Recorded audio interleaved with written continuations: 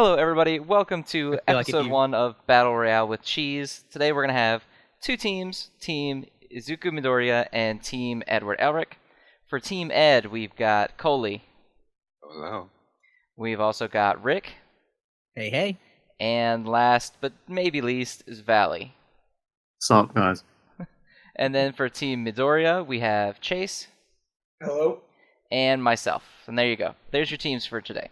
So we're going to start off by... Oh God. Yeah, Chase, didn't you know you were alone on this? God damn it. I said myself as well. Y'all just must not have heard it. Alright. Anyway, so we're going to start off with the opening argument for Team 1. Team 1 is going to be Ed Elric today. So you guys have got, we'll give you 10 minutes, 10-15 minutes to get your opening arguments. Go. All right, Bally, talk him up.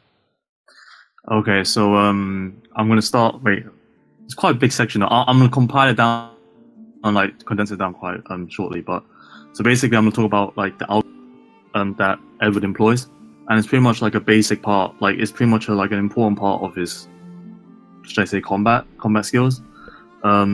He's one of the most like skilled alchemists in the beginning. Like that's what he stated like lots of times by like other state alchemists like Roy, who is very popular in the actual city.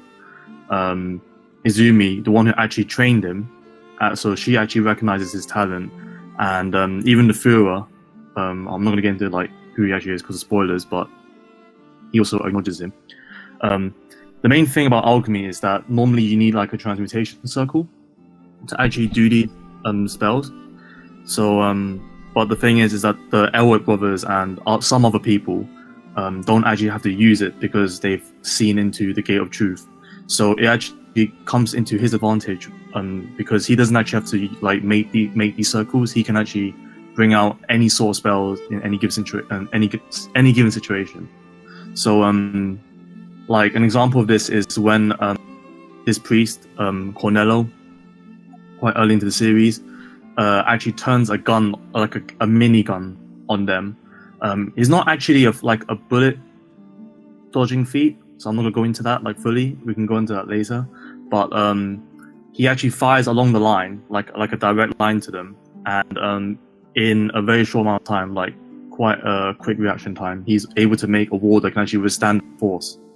And this is without a transmutation circle, so he's not. Other times is actually him changing the composition of elements.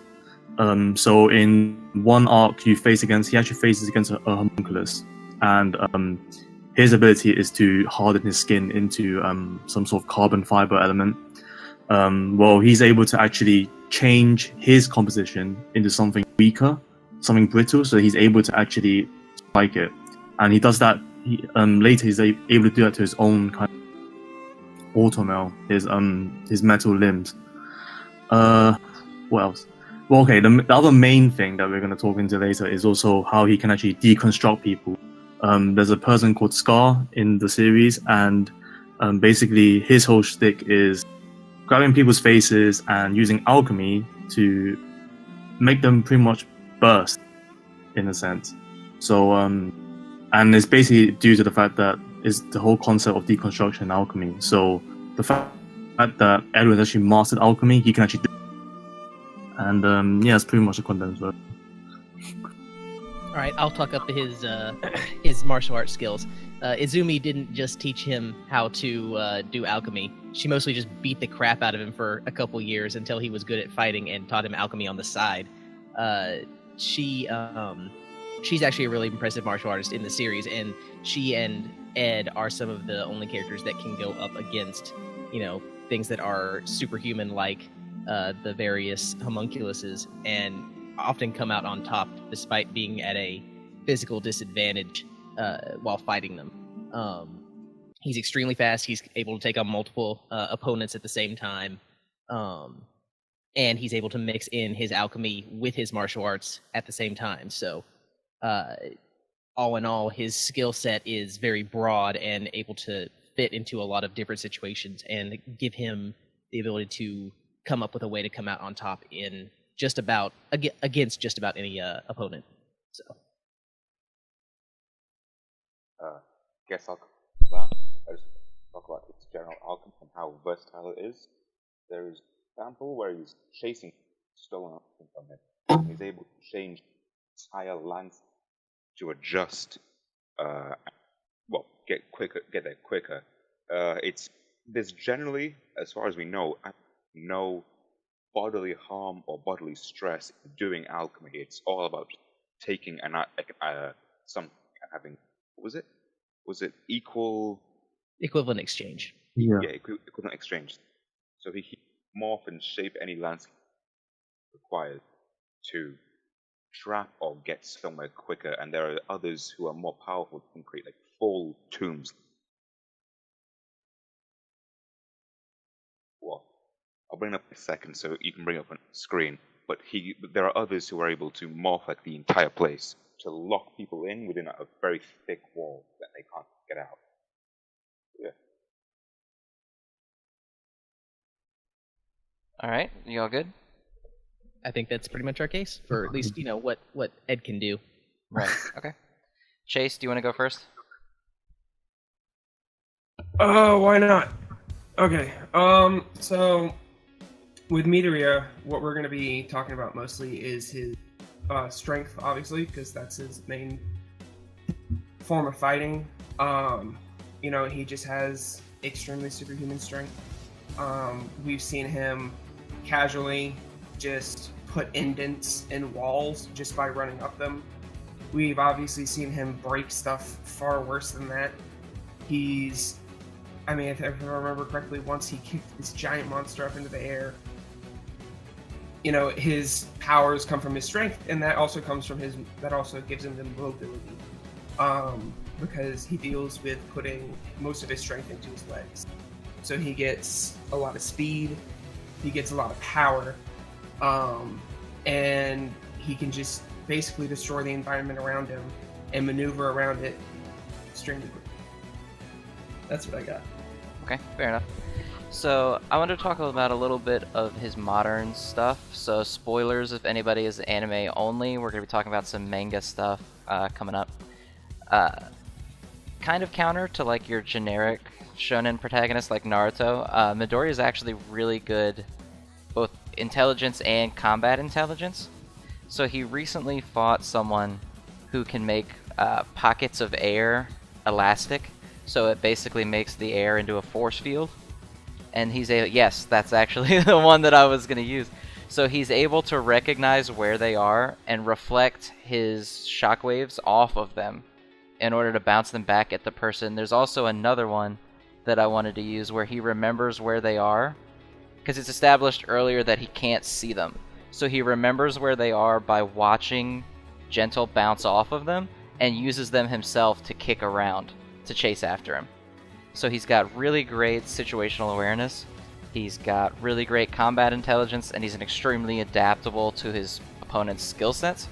And I think a big part of that is going to come in where, because of just the nature of sort of his universe, where everyone has just a unique power with pretty much no rules as to what the power can be, it makes him extremely adaptable to being able to see kind of through what people do and see it very quickly. There's another one that I wanted to use that's manga only, that shows his speed. Let me grab it real quick. Drop the link, son. Drop the Here we go. link. So he's trying to get a stamp out of Night Eye's hand, and this is a guy who can see the future. His quirk is that if he touches you and looks into your eyes, he can see what you're going to do for the next hour. So Midoriya's bouncing off the walls trying to pull it from him, and he's not able to do so because obviously the guy can see the future, but he's moving this quickly and getting this close while intentionally avoiding All Might posters that are on the wall. So he's gimping himself and moving around, and he's still almost able to keep up with a guy who can literally see the future. And here's him avoiding them all. So he's fast enough to bounce off walls, bounce off the ceiling. He can run straight up walls just in 5%, just by kicking into the wall. So his primary thing is going to be full cowl. Anime people know what full cowl is too. It lets him spread his power evenly throughout his body, so he doesn't shatter his body while he's fighting. Currently, his manga casual level is 8%, so he's a little bit higher than what the anime has, but he can go all the way up to a full body 20% if he has to. He can also funnel 20% individually into different areas. That's how he makes the shockwaves that you saw earlier, is he puts 20% into one of his fingers only. And then if he needs to, anime people will know this one, he's not against going 100% and shattering an arm if he thinks that he has no other options, just because the power output of 100% is through the roof. So that's just sort of a summary of, I think, the skill sets we're going to be bringing to the table.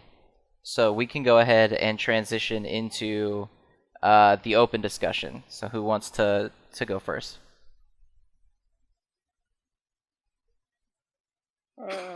Yes, I will, because I've said barely anything before. Izuku is really impressive. One of his slight downfalls, however, I suppose, would be hand-to-hand combat. When things get close, he's got a lot of raw speed because of his 20%, even if it is for a short amount of time. But because Ed has been trained in martial arts from a very young age, fighting ever since as a state alchemist, he's very experienced in combat. To some extent, he can be able to negate how well Izuku can get an upper hand or a quick shot at him. And if not that, then the way he's able to morph and change the areas, quickly run him into wearing down his stamina and how long he can run his full cowl until they begin to break down or hurt him. So I kind of see that. I think the physical differences are too much. The ability to manipulate the environment isn't super advantageous against someone who fights like Izuku does. Go ahead, Chase. I was going to say, Midoriya has shown multiple times he can just destroy the environment around him. And this was before we really saw him use 20%. And especially with his shoot style, which is focused in his legs, he can keep up 20% for a while and bust anything Ed has to throw at him. So even at 5%, he's ripping through concrete walls with his hands. Yeah. And as far as hand-to-hand combat skills, I do agree he lacks there. But we also have to remember Ed has a breakable arm. Not that both of his arms aren't breakable, but I mean, Midoriya isn't going to try and break someone's arm. But Ed has no qualms of using his metal arm as a sword. So Midoriya is going to figure out pretty quick that's a metal arm, and I don't think he's going to have a problem just destroying that. So his hand-to-hand combat isn't going to help him if he's an arm down. And yeah, the raw strength overpowers a lot of the things that Ed can throw at him as far as the environment and his hand-to-hand combat. Something that should be brought up, though, is that Midoriya, even using 5%, was handily taken down by Stain. It wasn't even a contest between the two of them. Without help, Midoriya would have completely lost that fight. And that's someone who essentially has no superpowers that help him boost his stats the way, and that's a similar case to what the situation with Ed is. And I think that you could make a decent argument that their hand-to-hand skills are fairly equivalent, as both of them are consistently going up against people that are heavily superpowered in physical realms, with Ed going up against homunculuses. So there's a pretty decent argument that he could beat Midoriya in that hand-to-hand fight. That's fair, but Stain's quirk was a big part about why Midoriya was losing. Midoriya only gets scraped in his upper arm the first part of the battle, and then later on in the battle he only takes one more cut across the leg. Now he's got a lot of interference going on with Todoroki, but at the same time, he gets up around Stain, and then by the time Stain turns around to cut him, he's already vanished up above him. So he's definitely faster. It's just the little scrape combined with Stain's quirk. Shoot style. Yeah, this was right after he learned how to use full cowl. So not only is his cowl stronger now, but he's got a completely different fighting style from back then. Also, I apologize if I talk over anyone. To make this recording work, I have to be able to hear myself while I talk, so it drowns some of you out sometimes. That's all right. Valley, you want to talk about what we think is Ed's kind of trump card in this fight? Mainly is to do with like the deconstruction thing. Now, like, but also like the fact that in most of his fights, Ed kind of focuses on attrition. So like we've seen from like actual fights against people that he knows he can't actually beat, like Scar. Like he knows not to underestimate people. I mean, this is going to be a bit reaching because like it's kind of going into headcanon about how he feels about his own height. But obviously he knows himself not to underestimate anyone, even of someone like of Deku's stature. So normally like how he would go about a fight in Edward's case is that he actually uses alchemy to gain the high ground, obviously gain the environmental advantage. But obviously in this case, he's using more than just concrete. He's actually like creating constructs that can attack as well as defend. So in effect, he's more or less using alchemy as not only distance closer, but also as a long range kind of projectile. And it's not even just that. Like he, if he gets his hand on Deku with the deconstruction ability, it's pretty much game over at that point. And like another point I wanted to make earlier, but I don't know if it's like hypothetical or not, is the fact that after he goes to the Fort Briggs in like halfway through the series, he actually gains like this new automel. The difference in the automel is that like it's made of a lighter kind of alloy, and in this case he's able to exhibit much better physical feats than normal. So for example, he faces against these chimeras that are shooting these they're like projectiles, like extensions, whatever they are. And beforehand, Scar wasn't like able to kind of outspeed them. He got tagged by the actual projectiles in the end. But during the fight with the lighter auto, Edward was able to outspeed them with ease, pretty easily. So I'm just wondering at this, like there's many avenues for Edward to take, but it just depends on what he's outfitted with, because in the series he goes through quite a lot of adjustments on his auto, and it's up to Rinri as the narrative for the fourth wall to kind of tell us what each upgrade does. I think it would be fair to say he has his automail at the end of the series, which is the one he got at Fort Briggs. But one point I wanted to bring up was about deconstruction. And in the manga at least, because it's been a while since I watched Brotherhood, but in the manga at least, we've only seen him use it, I think, twice, and only once on an enemy. The other time we've seen him use it on the environment. And the enemy he used it on was like a suit of armor.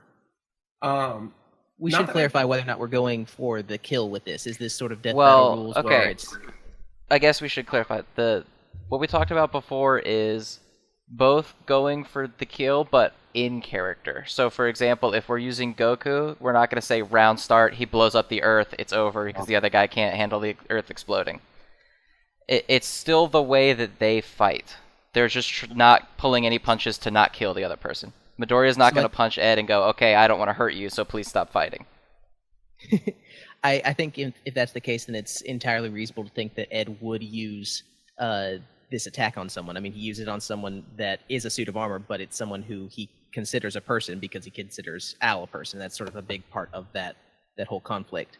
And so with that in his toolbox, if it gets to a point where he understands how powerful Midoriya is, which I don't think Midoriya would speed blitz him and take him out immediately, or go 100% and throw any hits that are big enough to take Ed out in a one shot. They both kind of like to feel out their opponent and get a sense for how that person fights, so they can come up with a strategy to beat him. And I think in that scenario, Ed has the better chance because he can pull this deconstruction thing out that Midoriya would have no way of knowing about until it's too late. He's already gotten tagged once, which is all it takes to kill someone with this. So, well, that's what I kind of wanted to bring up is, when I was saying he'd only used it twice, the times he used it were relatively early on in the series, and then all his fights afterwards, we never see him use it again. And correct me if I'm wrong, but even when he was rematching against Scar, he didn't use it against them. Not that I think he has some kind of moral qualm against using it, but from what I can tell, from what I read, it's really just not his style of fighting. He's more focused on using the environment as weapons or as a movement tool. Most of the time, though, it's not advantageous for him to use. He's going up against things like homunculuses that if he uses it on, it's not actually going to slow them down or stop them for more than a second or two. So that's important to note. I mean, that's fair. But again, I think I want to bring up the rematch against Scar when he was, really trying to kill him. And he didn't even think of using deconstruction. I think no. I was gonna say because the main point is in the series is because Edward catches early on, and even though other state alchemists they've died to Scar, Edward is the only one who realizes that deconstruction alchemy in this case is a good thing to use for actually nullifying his own attacks, Scar's attacks, because he knows that that's the only thing Scar knows from the tattoo that's on his arm. But the thing is himself that at the same time he can't use it against Scar. So I think that's one of the apart from the homunculuses, I think, because obviously they're superior in raw stats. I just think he normally doesn't use it against Scar is because he knows that conversely he can also counter with his own deconstruction, because we've seen how he's able to how he was able to nullify it the first time. Correct me if I'm wrong, but I thought he nullified it by using construction alchemy of exactly what Scar was trying to deconstruct. I'm not sure. Wait, let me check. I'm not sure. I believe that is correct, but I think the point stands that if you don't want to get into close combat with Scar and try to use that technique on Scar because it opens you up to having it used on you, it makes more sense to fight him from a distance or use weapons and that kind of thing to try and get a score in, because Scar obviously can't use alchemy the normal way to overcome that kind of advantage. I think that's fair. I don't think we have... I think my big point was we don't have any evidence. That's really something he incorporates into his fighting style.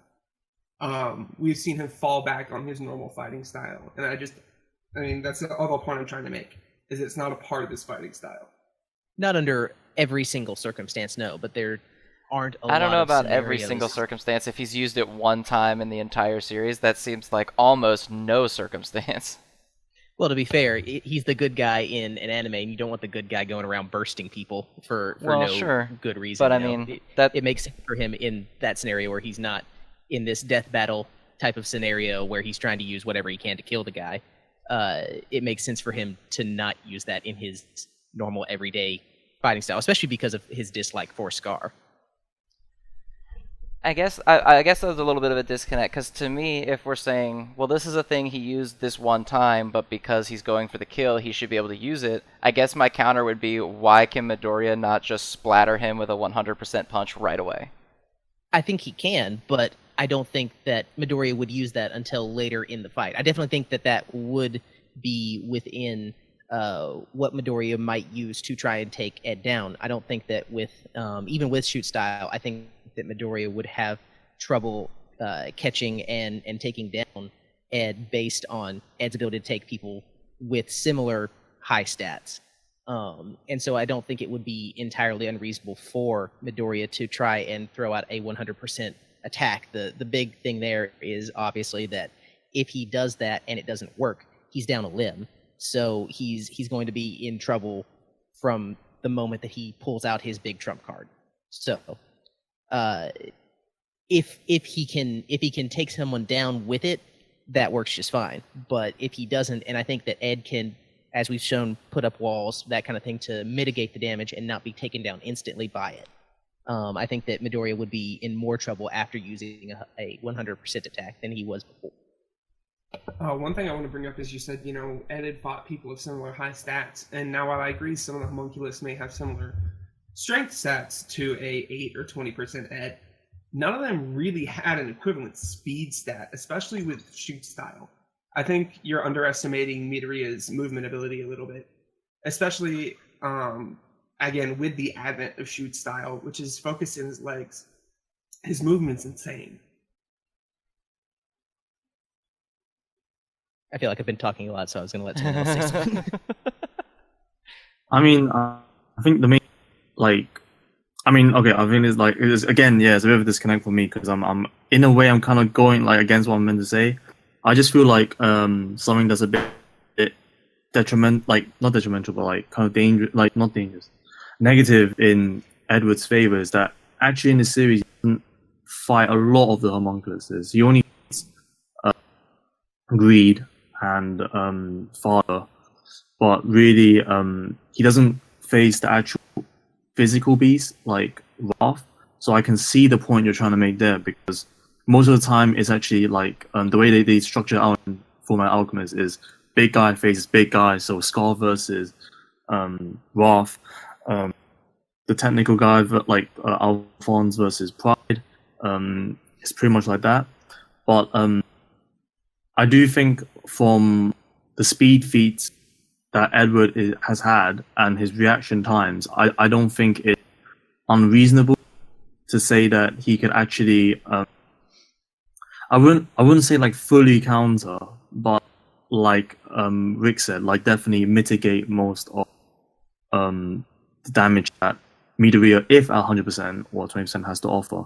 I'm not trying to say he's definitely gonna like outclass him everywhere, because like it's quite wonky in Fullmetal Alchemist, I have to like admit, but at the same time some of the like the reaction speed feats, they are so it's really a matter if Edward actually like consistently uses his battle strategy, because like in different fights, like the thing is in Fullmetal Alchemist again is that in most of the different fights he's faced like different opponents. So obviously Slider, I forgot his name, the guy that's guarding the research lab, he goes on fighting him to fighting, if I remember correctly, facing Greed like the next.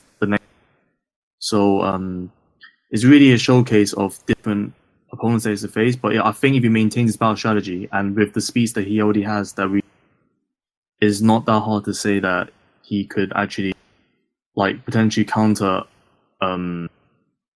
like a mid is 8%. Yeah, I'll say average like mid, because Midoriya is like around 8% in like normally. So I wouldn't say it's that much of a task for him to kind of like partially dodge 8%. The longer this fight goes on, the worse the odds are for Midoriya is the main thing. Midoriya consistently has issues with, staying in the fight. He hurts himself just by his basic fighting style, and his even the 20% is, pretty straining on his body. So as long as Ed can stay in the fight for, long enough to tire Midoriya out, I think that the longer the fight goes on, the stronger the odds in Ed's favor are. Well, I don't know if I completely agree that the longer the fight goes on, it puts Midoriya at a handicap. Mostly because he does have the ability to just pull out 100% if he feels like he's against the wall. And again, we've seen him have no issue with using it over and over again. Obviously, there's a limit. I'm not denying that there's a limit. But I have a hard time believing that if he used 100% even twice, I mean, we know he can use it up to at least 4 times if we want to talk about once for each limb. I have a hard time believing Ed can survive that. I mean, you're right, he can maybe put up walls and mitigate some of the damage. But after 2, 3, 4 hits from 100%, I just don't see Midoriya will be a cripple laying on the ground, not able to do anything. Yeah, but if Ed is just a lower torso because his upper one got exploded by the punch, the cripple still wins. How powerful is the finger shot, though? I remember last time he used it is against bootleg fucking. Who's the guy that has ice? He beats it against. He uses it against Todoroki a lot, but Todoroki, he's using it to smash Todoroki's walls. He's not using it to hit Todoroki directly, and that's very comparable to Ed's ability to put up his own walls in the way of that. So I don't think that the finger shots are going to be enough. He's going to have to probably pull out a full. Well, remember that's pre-full Cal. That's when his only option was shatter limb or not. And also, he, like, after full Cal, again, we see him blowing up the environment just with casual punches. We've seen him fight Muscular, who punched him into a crater. His strength is relatively similar. I mean, obviously not the same. We've seen him, I think, when he just had 5%, was running up a cliffside, and just because by running up it, he left indents with his feet. The environment is really no problem for Midoriya now. And the reason he was using finger shots is one, he didn't have full cowl, and two, he wasn't going to use an entire arm. Right. I just want to talk on like he was still using 100% with his fingers to block those ice walls. So I wanted to put that as a baseline for how strong the material is able to break through. But these are just like shards of ice piled on top of each other, whereas Ed would easily be able to conjure multiple thick walls of at least concrete between the two. So if he did throw a couple of shots of 100% with his fingers, it wouldn't be that large a task to block, considering gifs of him creating like a full mountainside just to walk on. It really shouldn't be that difficult for him to deal with a finger shot like that. Well, the finger shots now aren't used the same way. So the reason he was using the finger shots against Todoroki is because he had to use 100%, and he couldn't afford to sacrifice an arm. So he's using each individual finger so he doesn't have to break one of his arms. The finger shots in the ones that I'm linking below against Gentle are actually bullets that he's using as weapons, because now he can use them as much as he wants without breaking his hands. Is it comparable to 20%?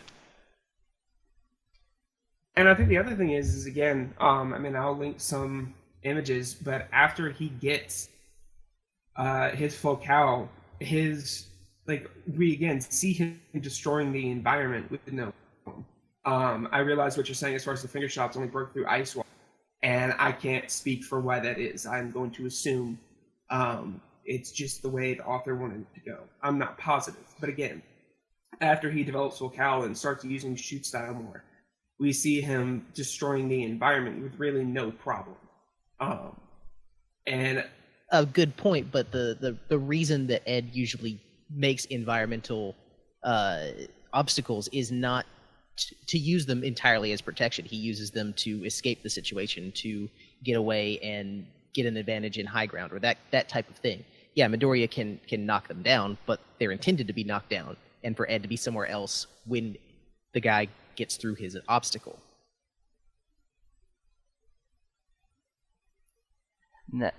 I guess I'm going to go because nobody said anything. That's fair, but I think the difference in speed is where that starts to change. Midoriya is a lot faster from everything I've seen of Ed. Just at 5%, he's faster. At 8%, he's definitely faster. At 20%, it's a completely different world. How fast is he at 20%? What kind of 20%? Specific He's at the point that he's blitzing Overhaul. Which one is Overhaul? What are his abilities? You don't read the manga, do you? The one that comes with the dust, like the mask guy. I think he doesn't read the manga, so it's going to be kind of hard for me to name drop. I think it's just important to give a baseline for what that guy. If you're using him to say how powerful Midoriya is, then it's a good idea to kind of give people who haven't read the manga a good I'm trying to find the images so it's a little bit easier, because I don't think I can describe it very well.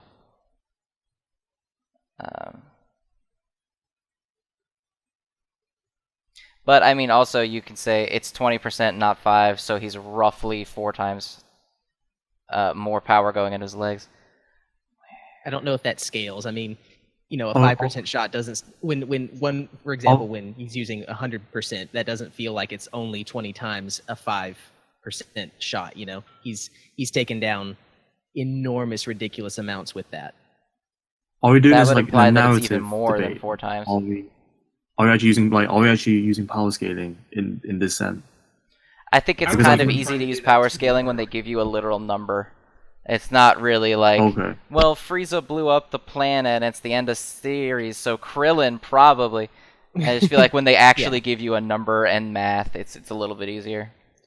Yeah, I think I've almost got it, though. Sometimes the numbers are a little bit muddled, like when Midoriya hypes himself up before fighting the muscular guy. He says like 1,000,000%, but it's obviously not that. Right, but we have an author's note saying this time he's not being serious. It's not actually 1,000,000%. Yeah. I just said that. Like it's about him hyping himself up. So right. There could but be I'm some saying debate as to whether or not what he considers 20% might not be a linear experience or like power growth. And I don't think that I'd assume he'd be fast enough. Really applies. Maybe dodge bullets, but when he's fighting with Chisaki, it doesn't seem that way. They don't seem very fast. Yeah, I don't think the 1,000,000% proves that he's always wrong thing really works. When the author came out and said, in this specific instance, it's just him hyping itself up, so don't take it as literally as everything else. Well, I'm not trying. I don't think we're trying to say that it's he's completely off base with what he's saying with 20%. I think all we're saying is it's hard to say it's specifically this is 4 times what 5% is. I don't know that Midoriya is being specific enough like that. Now, I'm not saying he's not obviously much more powerful than he is. I'm only saying that it's hard to say exactly how much faster he is using that. No, it's not easy to say exactly how much faster, but I think it would also be remiss of us to assume that it's just some small increment faster. Especially absolutely. Yeah, I agree with you. Especially when he uses it in his legs specifically. I feel like the speed boost he gets, and this comes from me not having read the manga. I haven't, but I just have to logically say the speed boost he gets is going to be even higher than if it was a 20% all over his body, because he's focusing all over his legs. Are there any examples of him trying to be fast around Ieda, because that might give us a good kind of baseline idea. Not in the manga that I know of. In the anime, yes, but I know we're not really using that, so it's kind of hard to say. I mean, as long as it doesn't directly contradict something in as long as it doesn't directly contradict anything in the manga, I don't think that's an issue. So in the anime, Iida uses Recipro Burst on a race with Midoriya while Midoriya is swimming at 5% and Midoriya still wins.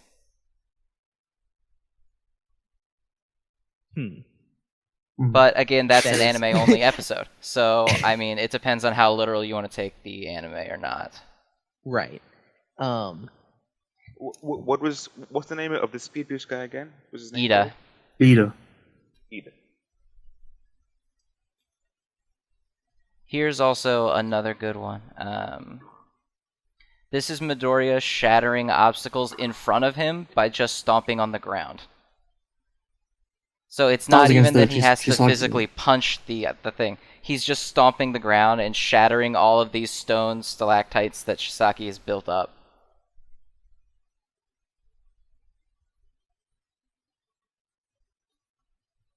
This fight's actually pretty good. You're saying that he's doing that. Like, does that clear the area of any use for cover and that kind of thing? Because that's what Ed would be using there. I don't know exactly what Chisaki would be using those spikes for. It's actually a little bit of both. He uses them both as an attack and to get away. He kind of is building them up in front of them to stop Midoriya from moving forward. Here's the following panel. I think it's also important to say that it's not completely clearing the field. It is very clearly destroying it.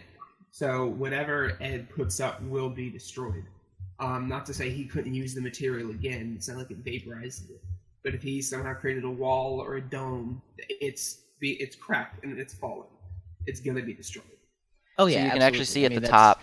This is him moving after the stomp, and the entire area is just cratered out. Sorry, I'm trying to make the image bigger for me. I'm sure. You might have to open it in Discord primary view. Gotcha. I mean, I think that it's unless Midoriya is able to use that to straight up take down Ed or hurt Ed in some way. It's not going to be that helpful. I mean, Ed doesn't. Again, like I said, when Ed uses barriers that way, he builds them with the intent of them being smashed. They're kind of there to either A, distract, or B, give him a momentary protection while he gets away.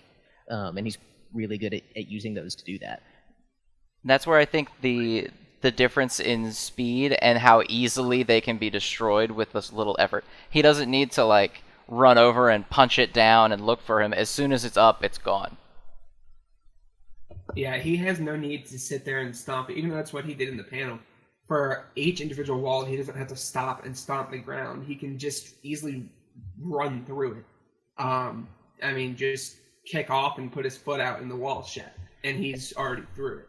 Sure, but to do anything to do anything to Ed after that, he is going to have to get at least reasonably close, unless he wants to use something that's long range. And as far as I know, that's usually something like a 100% shot. He can use long range at 20% now. That's what the finger kicks are. There's also, let me grab you this.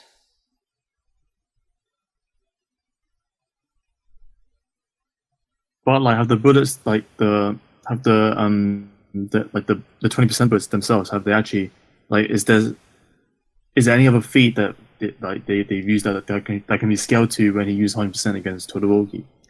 No, he uses these on people, not on the obstacles. He's using them as attacks. Oh, okay. Does he use them to take anyone down?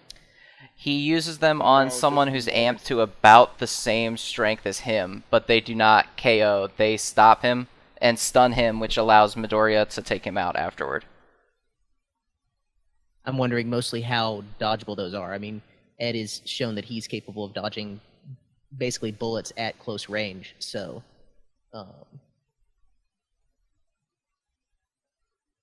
And if he can throw up a wall to, obviously be destroyed, but if he can throw up a wall between him and that, he can potentially get away without taking much damage from it. I think they're relatively dodgeable, especially by Ed. I'm not going to argue that. But then, the point becomes so what does Ed do? Does he run away the entire fight? If he does, Midoriya just pulls out 100%. If he doesn't, he's up close and leaving himself to be hit by one of these 20% hits. Neither outcome is really good for him, as far as I can see. Because I think we can all agree that if he has to pull up 100% at the very end, there's not really much Ed will be able to do, speed-wise or strength-wise. He's just going to be completely outclassed.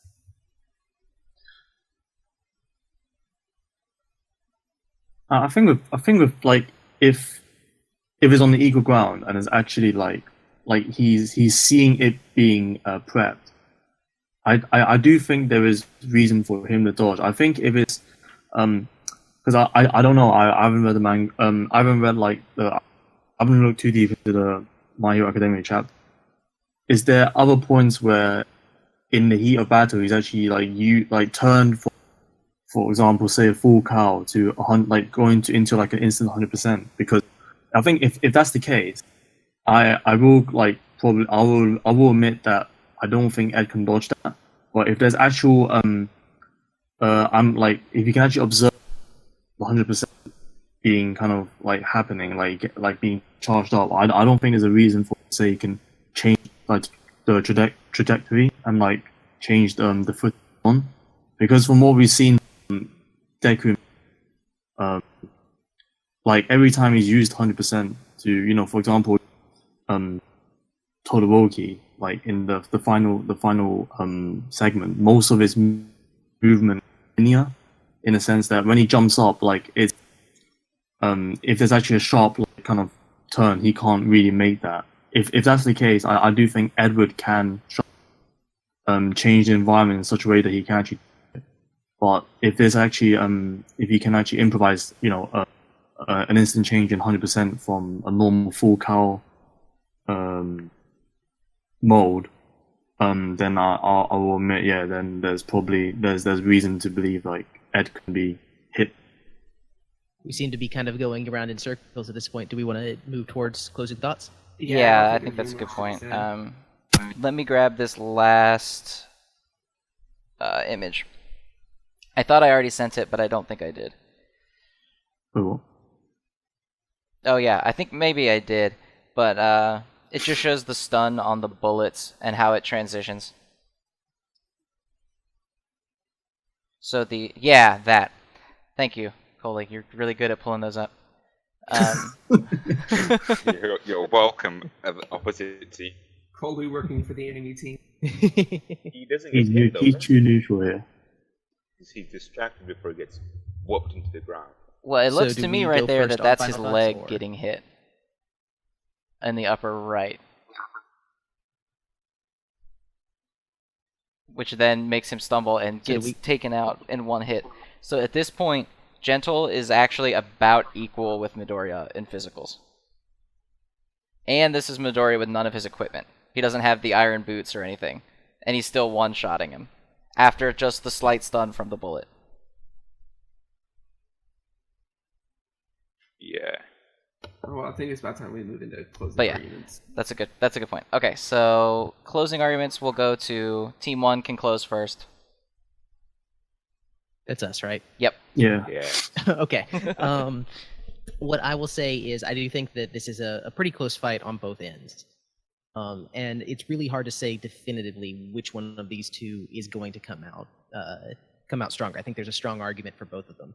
But if we're going with this is a death battle thing where they are using their techniques with intent to kill, and trying to use that to take down their opponent however they can, I think the way that I imagine this fight going is both of them going at lower levels, trying to figure out their opponent for a while.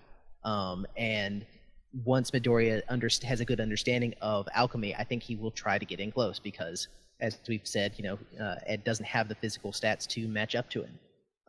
But the way that I imagine that going at that point is all that Ed needs to do is pull out this deconstruction technique and get a tap in on him.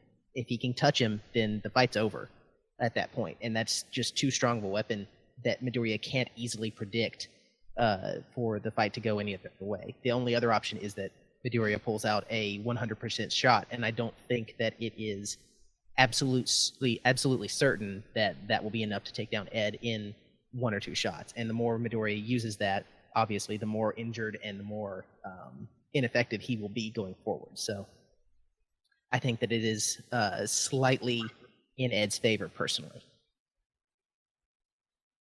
What is it? Just What is it like? Do you just each? Yeah, just go until you guys are happy, and then we'll go to ours. Yeah. So yeah. I mean, just continuing from Rick's point, I think the main thing as well for like Fullmetal Alchemist is just the way it's structured around the brothers, like more specifically, and kind of how, most of the time we see them, they're actually, I wouldn't say they're like fully holding back. It's not like in stereotypical anime where like this is 1% of my power and stuff. No, but I think most of the time they don't actually use their full capacity. Obviously, I mean this is a bit going off the rails, but this is pretty much shown when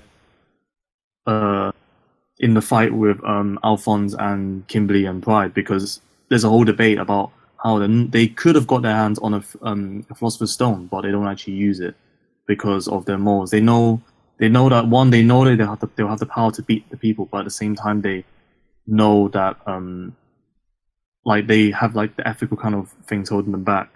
So I think in a typical bloodlusted fight, like I know this is like a hypothetical, obviously, because we had this talk earlier, but I do think in this favor, in this kind of situation, Ed wins purely because of the fact that most of the time when he's actually not holding back, he's able to conjure up some pretty like vicious stuff. For example, when he's his father, and he creates all the like the cannons, the guns, whatever, which normally he doesn't do.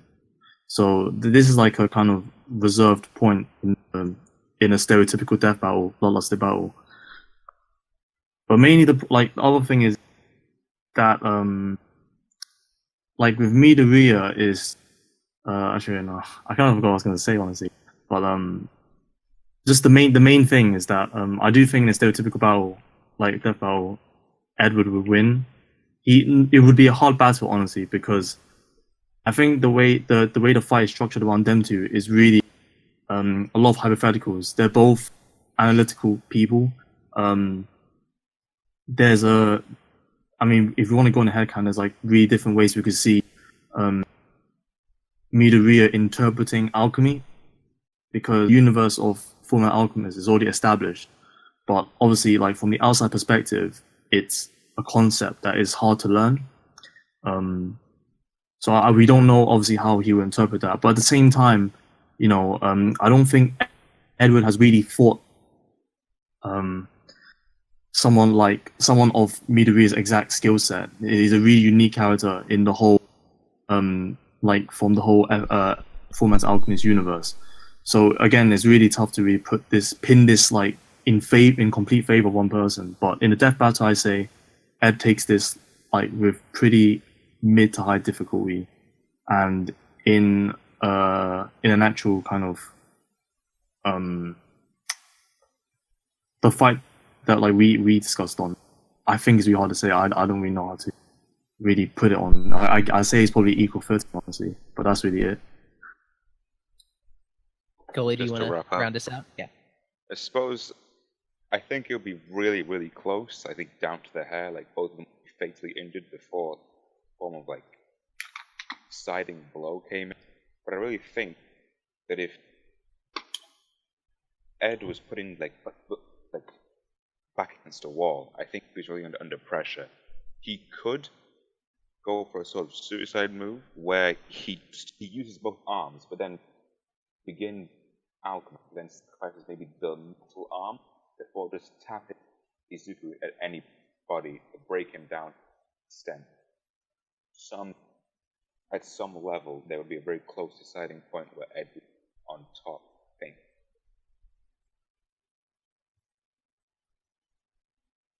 Okay. Chase, do you want to go? Yeah, sure. I'll start off. I think my finishing thoughts as far as this goes is I agree with Valley to that it's hard to say exactly who the winner is. It's going to be extremely close for whoever it is. I mean, obviously I'm on Team Midoriya, so I'm a bit biased, but I just have a hard time thinking. I really just have a hard time thinking that if Midoriya is pushed into that corner, he's going to pull out 100%. That Ed's going to be able to keep up or survive.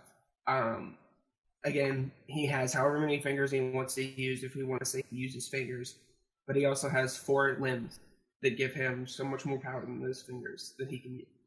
This is, again, assuming that Ed makes it out of the 20%, which I think he can. But they're both going to be back into a wall, and I think at that point, Midoriya's speed just goes through the roof.